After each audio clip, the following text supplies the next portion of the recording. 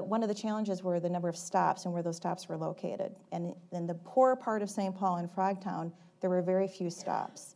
And I want to say, I think that's where kind of this long-term view comes in. So many years ago, or decades ago, when Interstate 94 was built, it kind of ripped through Rondo neighborhood, which was the African-American middle-class neighborhood, just wiped it out.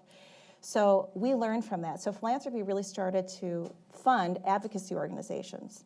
So by the time we started talking about light rail, which is 30 years ago, and got to this point, we didn't have those 3 steps. No money, no political will to make that happen. Well, our advocacy organizations understood what their power was, and they actually accosted Peter Rogoff, apparently, in Washington, D.C., in a cafeteria line and demanded those 3 stops and why they were important to the economic growth of the region. And those stops came into being. I think ultimately this development along, TOD development along light rail and ensuring that there's housing for all and choices for all really only happens with intentional policy by elected officials. Because the market's going to do what the market does. You know, people want to make money. That's what our country's all about.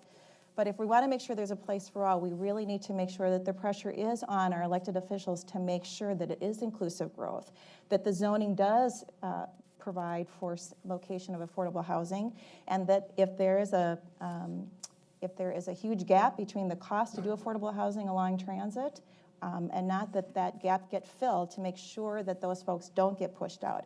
Because if you keep pushing poverty out, your costs are just going to go up because you're going to have to create more transit, more housing options, more services, and then the provision of those services, which I think you've talked about, Dow, gets more difficult when you have to provide those in a much wider geography.